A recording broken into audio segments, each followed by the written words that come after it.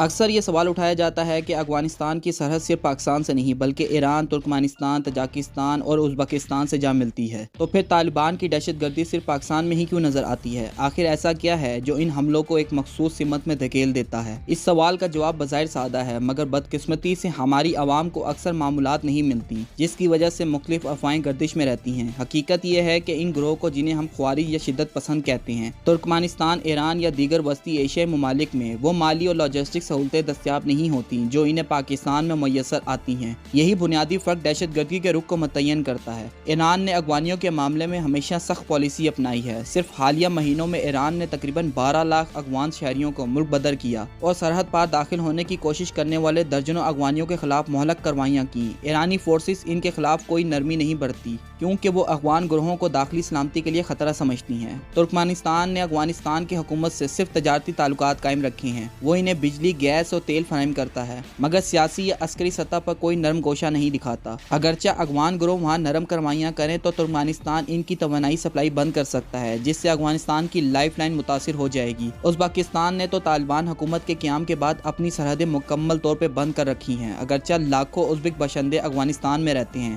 مگر دونوں ممالک کے تعلقات ہمیشہ سرد اور محتاط رہے ہیں۔ اب بات کرتے ہیں پاکستان کیوں آسان ہدف بنتا ہے۔ بدقسمتی سے پاکستان ان شرپسندوں کے لیے وہ واحد ملک ہے جہاں انہیں ہم شکل عوام میں گھلنے ملنے کا موقع ملتا ہے، خاص طور پر سرحدی پشتون آبادی میں۔ کچھ سیاسی عناصر یا کاروباری شخصیت اپنی مجبوریاں یا مفادات کے باعث ان کی حمایت کرتے ہیں۔ منشیات اور اسمگلنگ کے نیٹ ورک انہیں سہولت فراہم کرتے ہیں تاکہ ان کے غیر قانونی کاروبار چلتے رہیں۔ بھارتی فنڈنگ اور خفیہ سرپرستی انہیں مخصوص مقاصد کے لیے مدد فراہم کرتی ہے۔ یہ تمام عوامل مل کے پاکستان کو ان کے لیے ایک نرم ہدف بناتے ہیں۔ کچھ افغان عناصر اٹک تک ہمارا علاقہ ہے جیسے بیانات دیتے ہیں، مگر حقیقت یہ ہے کہ ڈیورنڈ لائن برطانوی دور میں بین الاقوامی معاہدے کے تحت طے کی گئی تھی۔ آج کے دور میں اقوام متحدہ کے نظام کے تحت کسی بھی ملک کے نقشے کو جنگ یا دعوے میں تبدیل نہیں کیا جا سکتا۔ اگرچہ تاریخ کے داموں پہ جائیں تو موجودہ افغانستان کا بڑا حصہ کبھی ہندوستانی بادشاہ اشوکا کی سلطنت میں تھا اور باقی حصہ ایرانی سلطنت کا۔ بعد میں سکھوں، ازبکوں، تاجکوں اور دیگر قوتوں نے بارہا اس خطے پہ قبضہ کیا۔ تو کیا ہم یہ کہہ سکتے ہیں کہ افغانستان ہمارا حصہ ہے؟ ظاہر ہے نہیں۔ افغانستان کے پڑوسی ممالک میں دہشت گردی نہ ہونے کی بنیادی وجہ ہے ان ممالک کی سخت پالیسیاں، دہشت گرد گروہوں کے لیے وہاں فنڈنگ یا محفوظ پناہ نہ ملنا، علاقائی سطح پہ محفوظ سیکیورٹی کنٹرول اور پاکستان میں موجودہ لسانی اور جغرافیائی مشابہتوں کا فائدہ اٹھانا۔ افغان شدت پسند گروہوں کو اس حقیقت کا ادراک ہے کہ باقی ممالک میں سخت رد عمل ملے گا، جبکہ پاکستان میں انہیں نرم مزاجی، کھلے بارڈر اور داخلی کمزوریوں کی وجہ سے زیادہ موقع مل جاتا ہے۔ اب ضرورت اس بات کی ہے کہ پاکستان سرحدی نظم و ضبط، داخلی نگرانی اور مالی نیٹ ورک کے خلاف مربوط کارروائیوں کو اولین ترجیح دے۔